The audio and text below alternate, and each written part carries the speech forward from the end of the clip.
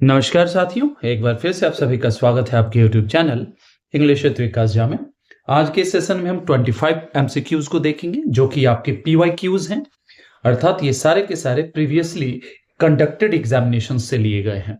अब बात करें कि ये कहाँ से लिए गए हैं, तो आपके DSSB के PGT एग्जाम से लिए गए हैं जो 2 शिफ्ट्स में हुए थे 2021 के, जो कि मेल और फीमेल दोनों शिफ्ट से लिए गए हैं। और वहीं देखेंगे कि कुछ क्वेश्चंस आपके UKPSC के लेक्चरर के एग्जाम से लिए गए हैं और कुछ क्वेश्चंस आपके UP TGT PGT से लिए गए हैं। अर्थात आपसे गुजारिश होगी कि वीडियो के अंत तक बने रहिएगा ताकि आपको ये समझ में आ जाए कि किस तरह के क्वेश्चंस आपके एग्जामिनेशंस में पूछे जाते हैं। इससे फायदा क्या होगा कि आपको ये समझ में आ जाएगा कि भाई लेवल ऑफ द क्वेश्चंस क्या है। तो चलिए, मेरा नाम है विकास कुमार झा और आज के सेशन की शुरुआत करते हैं।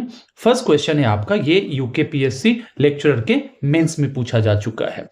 सबसे पहले देखेंगे, यहां पूछा जा रहा है which of the following sentences has a transitive verb. हर एक कॉन्सेप्ट को समझने का प्रयास करेंगे जिससे कि आप एग्जामिनेशन में आसानी से इस तरह के क्वेश्चंस को आप डील कर सकें। यहां पूछा जा रहा है कि ट्रांजिटिव वर्ब वाला आपको सेंटेंस ढूंढना है। अब जब बात करेंगे ट्रांजिटिव वर्ब की, तो ट्रांजिटिव वर्ब होता क्या है? कहेंगे एक ऐसा वर्ब जिसका कि अपना ऑब्जेक्ट हो, मतलब आप कोई एक्शन कर रहे हैं तो उस एक्शन का इफेक्ट किसी चीज तक ट्रांसफर हो रहा है। अर्थात आपको ढूंढना है कि जिसके पास अपना डायरेक्ट ऑब्जेक्ट हो। तो देखेंगे गो हमारा जो है ये होता है इन ट्रांजिटिव वर्ब, ठीक है ना। इसके आगे हम कोई भी ऑब्जेक्ट नहीं लगाते हैं। ये नहीं दर्शाया जाता है कि ये एक्शन किस चीज पर अपना इफेक्ट दे रहा है, बल्कि यहां पे आप ये कर सकते हैं कि कैसे किया जाता है, एडवर्ब का प्रयोग कर सकते हैं। अर्थात आपका जो ये है द डॉग वेंट मैड, ये हम देखेंगे कि एडजेक्टिव है, ठीक है ना। वेंट मैड, यहां पे क्या होना चाहिए था? ऑब्जेक्ट होना चाहिए था। और ऑब्जेक्ट के रूप में कौन कार्य करेगा? या तो नाउन या नाउन इक्विवेलेंट। एडजेक्टिव कभी भी नहीं करेगा कार्य। दूसरा है ऑल एनिमल्स डाई, यहां देख रहे हैं हमारा वर्ब है, इसके आगे ऑब्जेक्ट नहीं है, जिसके कारण से यहां भी देखेंगे कि ये आपका जो वर्ब है ये भी ट्रांजिटिव नहीं है। नेक्स्ट हमारा है द मैन किल्ड।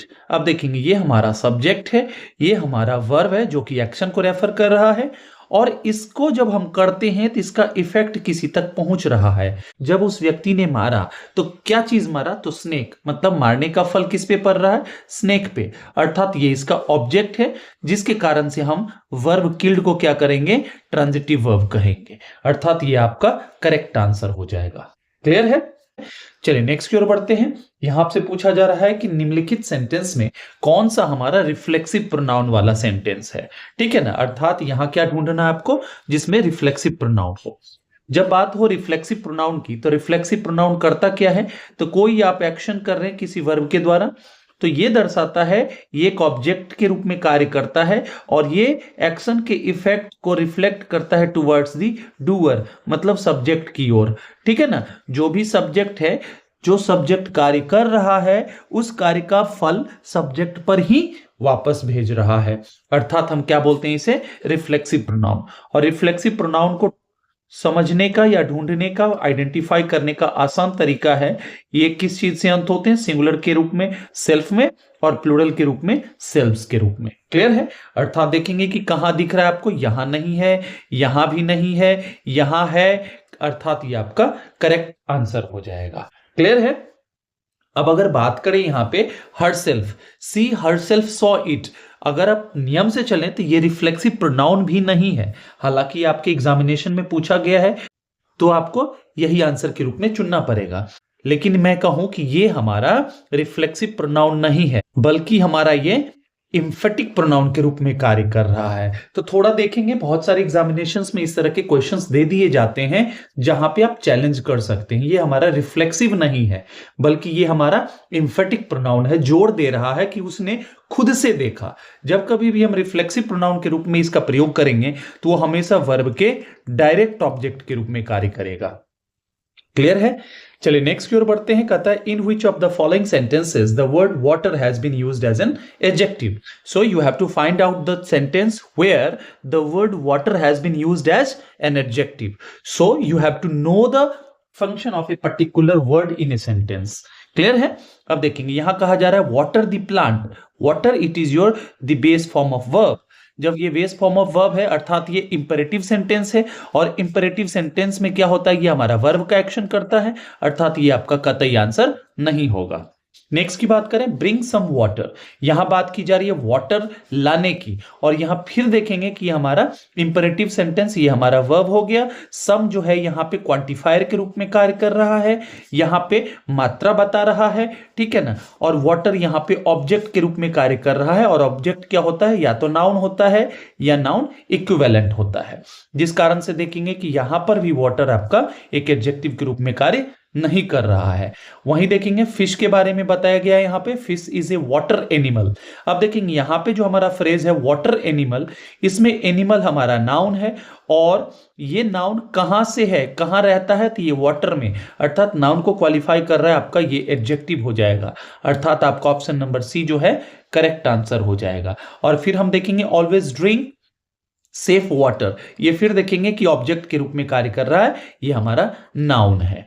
क्लियर है? इस तरह से आपको हर एक वर्ड के फंक्शन को समझना पड़ेगा, तब जाके आप एग्जाम में कभी भी किसी भी तरह से गलत नहीं करेंगे। क्लियर है? चलिए नेक्स्ट की ओर बढ़ते हैं। यहां आपसे कहा गया है कि आपको आइडेंटिफाई करना है करेक्ट टेंस को, मतलब इस सेंटेंस को पढ़ने के बाद आपको ढूंढना है कि सेंटेंस में किस तरह का टेंस प्रयुक्त हुआ है। अब यहां एक चीज देखना है कि यहां पे टेंस दो प्रयुक्त हो रहे हैं, एक आपका देख रहे हैं यहां पे रीच है जो कि वर्ब का फर्स्ट फॉर्म है, और एक आपका यहां है विल बी प्लेइंग। तो इस चीज को भी देखना है, हालांकि क्वेश्चन पेपर में अंडरलाइन नहीं किए हुए था, हालांकि ऑप्शंस बहुत आसान है, जिस कारण से कोई कंफ्यूजन नहीं होना चाहिए, क्योंकि प्रेजेंट इंडिफिनिट का आपके किसी भी में ऑप्शन में नहीं है, जिसके कारण से आप इसे क्या कर देंगे, हटा देंगे। अब देखेंगे विल बी प्लेइंग, विल हमारा क्या दर्शाता है, फ्यूचर की बात करता है, तो सिंपल फ्यूचर में भी प्रयुक्त होता है, लेकिन सिंपल फ्यूचर में हम देखते हैं शैल या विल के बाद हम क्या करते हैं, वर्ब के बेस फॉर्म का प्रयोग करते हैं। लेकिन यहां क्या किया गया, वर्ब के बेस फॉर्म का तो प्रयोग हुआ है, लेकिन आईएनजी भी आ रहा है, अर्थात ये क्या हो जाएगा हमारा, ये हो जाएगा फ्यूचर कॉन्टिन्यूअस टेंस, अर्थात आपका ऑप्शन नंबर बी जो है करेक्ट हो जाएगा। साथ ही साथ एक चीज और ध्यान देना है, जब हम बात करते हैं मॉडल वर्ब की ना, तो मॉडल वर्ब से खास करके शैल या विल से जब फ्यूचर कॉन्टिन्यूअस का निर्माण करते हैं, तो कोई भी मॉडल जो है अपने आगे क्या लेता है, सर्वप्रथम वर्ब का बेस फॉर्म लेता है, उसके बाद आपको कॉन्टिन्यूअस अगर बनाना है तो कॉन्टिन्यूअस के वर्ब का चौथा रूप, अगर परफेक्ट बनाना है तो वर्ब का थर्ड फॉर्म, ये ध्यान रखना है आपको। हालांकि मैं अभी ये बात कर रहा हूं, इसको एज यूजुअल वैसे ही बात कर रहा हूं, यहां पे देखेंगे कि किस तरह का हो जाएगा, बीइंग नहीं होगा, वर्ब मेन वर्ब का चौथा रूप आ सकता है, मेन वर्ब का थर्ड फॉर्म आ सकता है, वो हम आगे बात करेंगे। क्लियर है ना? ये हम देखेंगे एक्टिव वॉइस, पैसिव वॉइस, सब चीज की बात की जाएगी वहां पे, अर्थात आपका ऑप्शन नंबर बी यहां पर जो है करेक्ट हो जाएगा। नेक्स्ट हमारा है identify the tense form in this passive voice sentence. अब यहां पे आपसे एक स्पष्ट कर दिया है कि सेंटेंस हमारा क्या है, पैसिव वॉइस में है, और इस पैसिव वॉइस में जो सेंटेंस है इसका आपको टेंस आइडेंटिफाई करना है। क्लियर है? अर्थात देखेंगे will the letter have been received by him, यहां देखेंगे कि अगर आपसे पूछ दिया जाए कि ये किस तरह का सेंटेंस है, तो आप कहेंगे इंट्रोगेटिव सेंटेंस है, ये भी ध्यान रखना है, ठीक है, और ये हमारा सिंपल सेंटेंस है, हर तरह से आपको सीखना है, जानकारी अर्जित करनी है।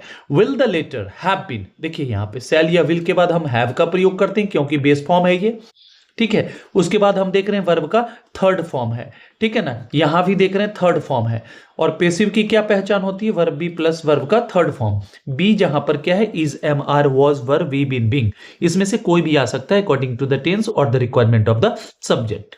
क्लियर है? अर्थात ये आपका पैसिव हो गया इतना, और देख रहे हैं हैव के बाद वर्ब का थर्ड फॉर्म आ रहा है, मतलब क्या, फ्यूचर परफेक्ट की बात की जा रही है, अर्थात आपका ऑप्शन नंबर सी जो यहां पे करेक्ट हो जाएगा। नेक्स्ट की ओर चलते हैं। नेक्स्ट आपसे पूछा जा रहा है विच of the following models do not express possibility. अब आपके सामने 4 ऑप्शंस दिए गए हैं, जिसमें से आपको उसका चयन करना है जो पॉसिबिलिटी नहीं दर्शाता है। जैसे कुड की बात करें, कुड का प्रयोग करते हैं पास्ट के पॉसिबिलिटी को दर्शाने के लिए, कोई भी चीज जो पास्ट में हो सकता था, अर्थात ये पॉसिबिलिटी बता सकता है।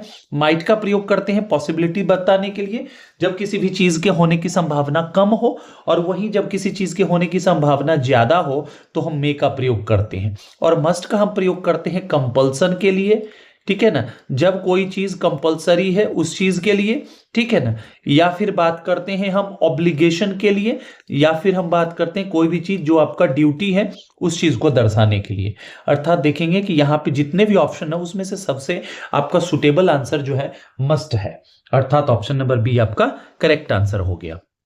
नेक्स्ट हमारा है फिल इन द ब्लैंक वाला। इसमें कहा गया है कि यहाँ पे किस तरह का मॉडल वर्ब जो है यूज होता है, पहले पढ़ लेते हैं। द मॉडल डैश, इसमें से जो आएगा, is use to express obligation. अभी जस्ट मैंने पीछे बताया आपको कि ऑब्लिगेशन के लिए हम क्या करते हैं, मस्ट का प्रयोग करते हैं, अर्थात आपका ऑप्शन नंबर बी करेक्ट हो जाएगा।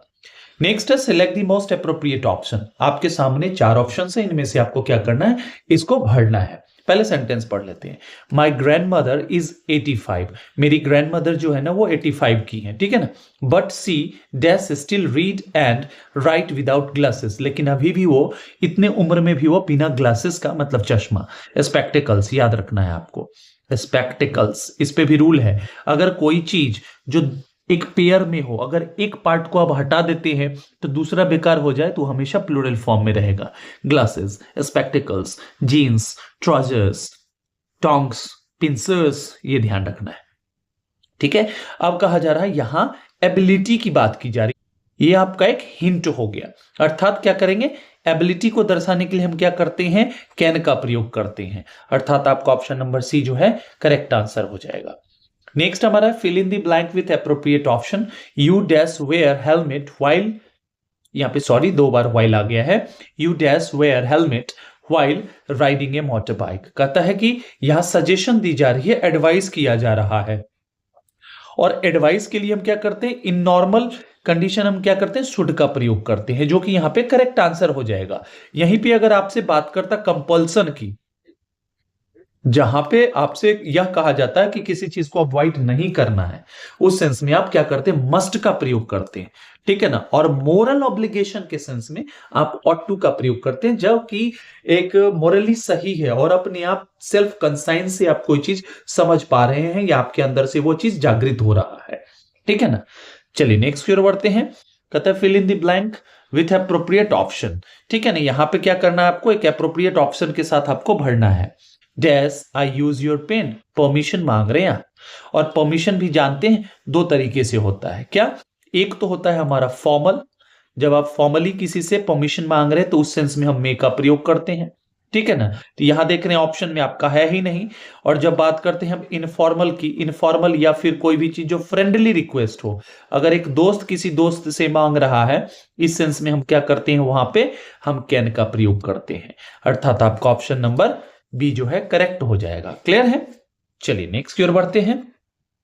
Fill in the blank with appropriate modal. यहां पे कहता है कि एक अप्रोप्रिएट मॉडल से आपको इस सेंटेंस को फिल करके बनाना है। आगे क्या बताया जा रहा है, एबिलिटी की बात की जा रही है, अर्थात क्या कर देंगे, सीधे तौर पे आप ऑप्शन नंबर बी के पास चले जाएंगे। आप क्या कहना चाहेंगे, I can play football and volleyball, मतलब मैं फुटबॉल और वॉलीबॉल खेल सकता हूं, मुझ में इस चीज को करने की एबिलिटी है, ठीक है ना। और कैन के बदले आप लिख सकते हैं बी एबल टू, बी जहां पे प्रयुक्त होगा टेंस के according, be able to means I am able to play football and volleyball. Can चूंकि प्रेजेंट में यूज होता है इसलिए हम इज एम आर के साथ इसको हम प्रयोग करेंगे। नेक्स्ट हमारा है select the correct answer from the given option to fill the blank in the sentence. I dash love my parents denotes obligation और ड्यूटी। यहां पे बात की जा रही है ऑब्लिगेशन और ड्यूटी की, और हमने चर्चा किया था ऑब्लिगेशन के लिए हम मस्ट का भी प्रयोग करते हैं और ऑट टू का भी प्रयोग करते हैं। और ये कैसा ऑब्लिगेशन होता है, मोरल ऑब्लिगेशन, जहां आपका ये दायित्व बनता है कि आप किसी चीज को करें, ठीक है ना। और बात हो जब पेरेंट्स की तो ये आपका उत्तरदायित्व है, अर्थात आपका ऑप्शन नंबर ए जो है करेक्ट आंसर हो जाएगा। क्लियर है। चलिए नेक्स्ट है use the correct form of the verb from the options and fill the blank. अब क्या करना है आपको, यहां जो ऑप्शंस है ना इनका प्रयोग करते हुए सेंटेंस को कंप्लीट करना है। अब देखना है कि किसका प्रयोग होगा, मतलब यहां वर्ब जो ब्रैकेट में दिया हुआ है गो, इसका कौन सा टेंस फॉर्म यूज होगा। तो पहले सेंटेंस को पढ़ेंगे, फिर आपको कोई ना कोई ऐसा कीवर्ड मिल जाएगा जिससे कि आप आसानी से उसके वर्ब फॉर्म का प्रयोग कर सकते हैं। We dash to Guwahati by Rajdhani express last month. यहां पे देखेंगे बात की जा रही है लास्ट मंथ के, अर्थात यहां पे हम बात कर रहे हैं बीते हुए एक्शन की, और बीते हुए एक्शन के लिए हम लास्ट प्रीवियस, बिफोर, ये सब क्या करते हैं, एक कीवर्ड के रूप में कार्य करते हैं जो दर्शाते हैं कि पास्ट इंडेफिनिट का हमारा सेंटेंस फॉर्मुलेट किया जाएगा। अर्थात पास्ट इंडेफिनिट का हमारा वर्ब होता है सेकेंड फॉर्म ऑफ वर्ब, और गो का सेकेंड फॉर्म ऑफ वर्ब क्या होता है, वेंट, जो कि आपके ऑप्शन नंबर बी में है। क्लियर है? नेक्स्ट है use the correct form of the verb from the options and fill the blank. आपको क्या करना है, फिर वही करना है कि यहां पे कौन सा वर्ब फॉर्म प्रयुक्त होगा। ठीक है ना, एवरी मॉर्निंग, यहां बात की जा रही है हैबिट की। हैबिट की मतलब क्या, कोई भी चीज जो आप रेगुलर करते हैं, और रेगुलर जो है शेड्यूल्ड एक्शन जो है आपका, हैबिचुअल एक्शन जो है आपका, उसके लिए हम प्रेजेंट इंडेफिनिट टेंस का प्रयोग करते हैं। ये तो मैंने बता दिया, अब सेंटेंस को पढ़ते हैं। Every morning she dash up early and gets ready for work. वह हर सुबह क्या है, सवेरे उठती है और तैयार होकर के कार्य करने लगती है। ठीक है ना। अब देखिए यहां पे एक तो आपका यहां वर्ब आने वाला है, एक आपका यहां है जो कि वर्ब का पांचवा फॉर्म है, और इन दोनों को जोड़ कौन रहा है, हमारा कंजंक्शन एंड। और ये एंड हमारा किस तरह का कंजंक्शन है, तो ये हमारा कोऑर्डिनेटिंग कंजंक्शन है। अब इसका खेल देखेंगे। कोऑर्डिनेटिंग कंजंक्शंस जो है ना, मूलतः ये होते हैं फैन बॉयज। एफ से फॉर, ए से एंड, एन से नॉर, बी से बट, ओ से और, वाई से येट, एस से सो। ये हमारे क्या है, कोऑर्डिनेटिंग कंजंक्शंस होते हैं। इनका मूल कार्य क्या है पता है, ये कार्य करते हैं, जिनको जोड़ते हैं ना वो इक्वल रैंक के होते हैं। इक्वल रैंक मतलब क्या, जिन पार्ट्स ऑफ स्पीच को जोड़ रहे हैं ये ना, दोनों समान होते हैं और एक ही फॉर्म में होते हैं। चलिए भैया, यहां देखा प्रेजेंट इंडेफिनिट टेंस है, तो यहां भी क्या हो जाएगा, प्रेजेंट इंडेफिनिट टेंस हो जाएगा। अर्थात आपका ऑप्शन नंबर डी जो है करेक्ट आंसर हो जाएगा। क्लियर है, कोई दिक्कत नहीं। चलिए नेक्स्ट की ओर बढ़ते हैं। Fill in the blank with present perfect tense. अब यहां तो आपको पूरा दे रखा है कि किस तरह का वर्ब फॉर्म यूज होना है।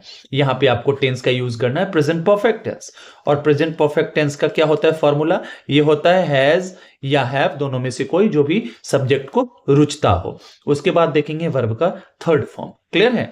अब देखेंगे कि रीड जो है ना हमारा, वर्ब का फर्स्ट भी होता है, सेकेंड भी होता है और थर्ड भी होता है, लेकिन प्रोनाउंसिएशन इसका चेंज हो जाता है, रीड, रेड, रेड। क्लियर है। और एलेक्स हमारा किसी व्यक्ति का नाम है जो सिंगुलर नंबर का है, जिसके कारण से हम हैव का प्रयोग नहीं करेंगे, ऑप्शन खत्म, हैज का प्रयोग होगा, अर्थात ये आपका करेक्ट आंसर है। अब आप कहेंगे कि सर डिड का प्रयोग क्यों नहीं होगा, डिड हमारा सेकेंड वर्ब फॉर्म है, जिसके कारण से हम पास्ट सिंपल में कहेंगे। क्लियर है। और वहीं हैड जो हमारा वर्ब का सेकेंड फॉर्म है जो पास्ट का है, और इसके आगे हम थर्ड फॉर्म का है, अर्थात पास्ट परफेक्ट हो जाएगा। क्लियर है। चलिए नेक्स्ट की ओर बढ़ते हैं।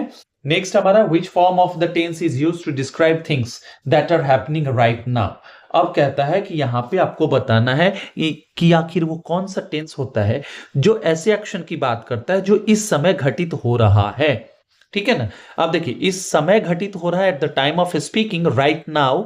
ठीक है ना। करंटली की बात कर रहा है तो प्रेजेंट से तात्पर्य होगा, और पहला ऑप्शन हमारा क्या है, पास्ट, ये तो कतई नहीं करेगा। फ्यूचर की हम बात करते हैं, आने वाले समय के लिए, उस तरह के एक्शंस के लिए, ये भी नहीं होगा। और प्रेजेंट परफेक्ट टेंस या कोई भी परफेक्ट टेंस है ना, वो 100% डन एक्शन के लिए प्रयुक्त होता है, अर्थात ये भी खत्म।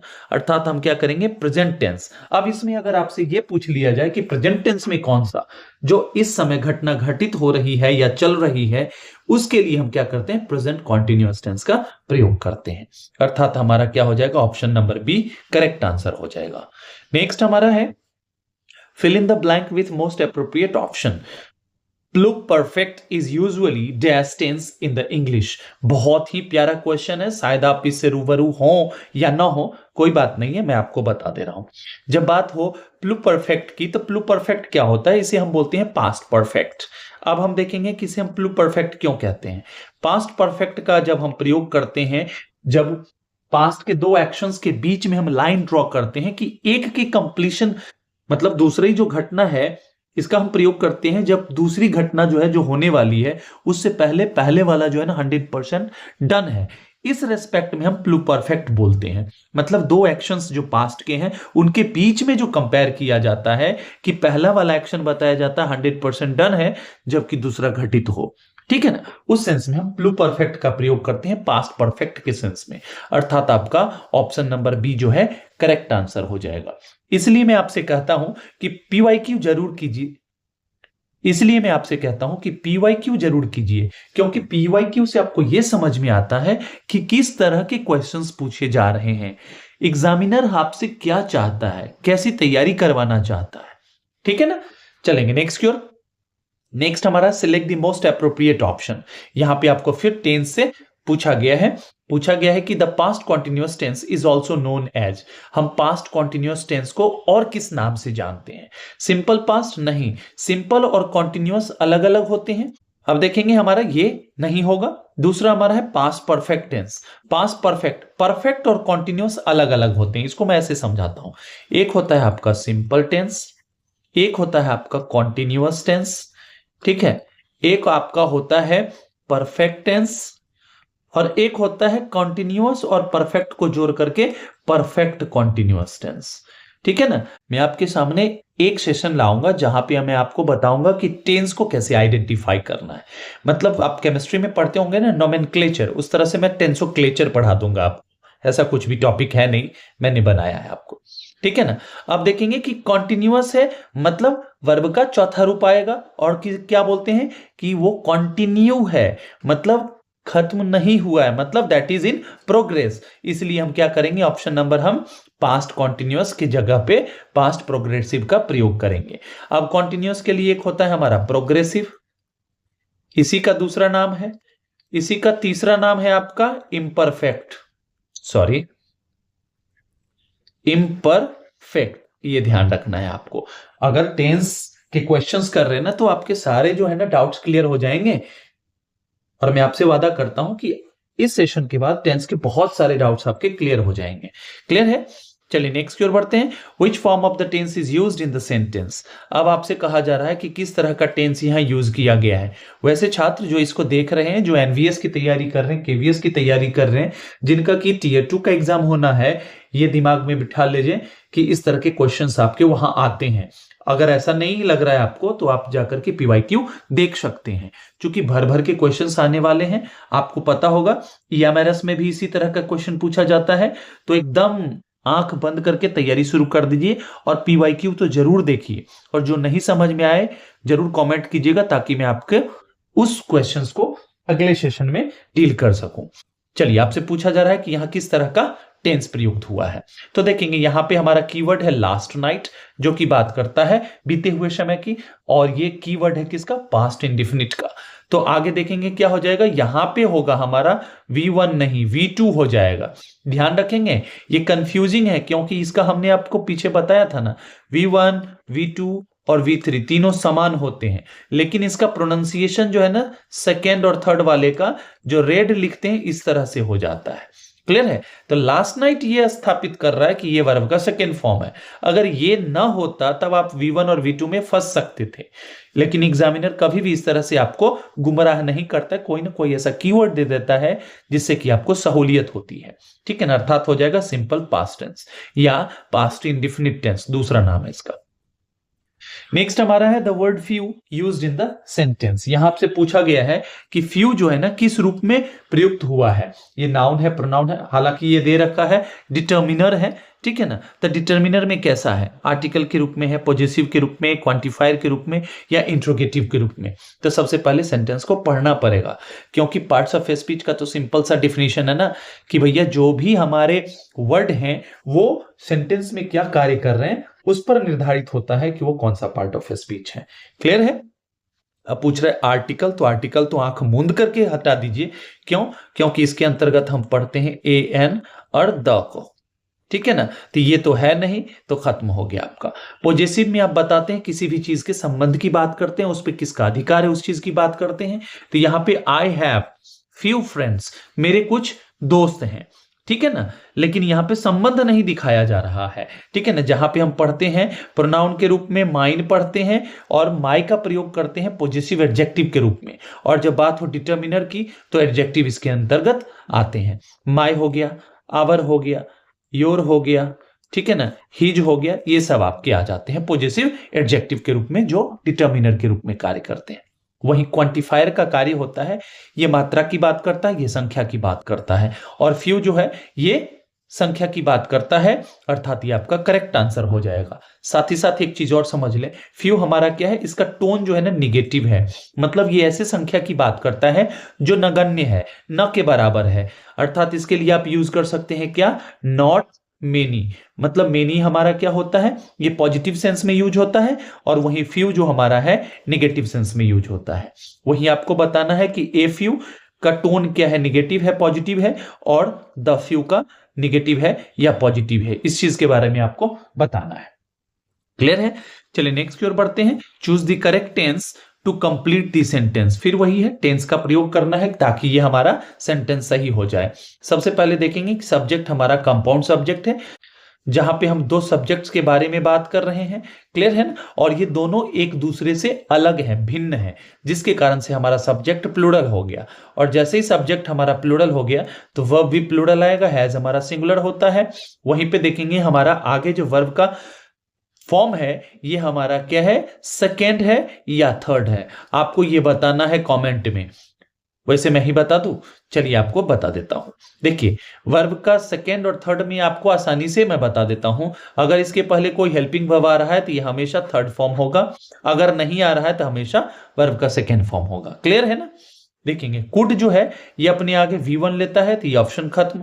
हैवंट और डिडंट, डिडंट भी अपने आगे क्या लेता है, डिड क्या लेता है अपने आगे, वर्ब का बेस फॉर्म लेता है, अर्थात एक ही बचा ऑप्शन नंबर सी। इस तरह से आपको छांटना है।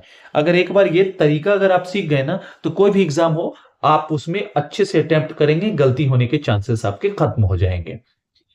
चलिए नेक्स्ट हमारा है जहां पे आपसे कहा गया है कि करेक्ट टेंस का प्रयोग करना है। सेंटेंस हमारा है Anna was tired because she dash working all day.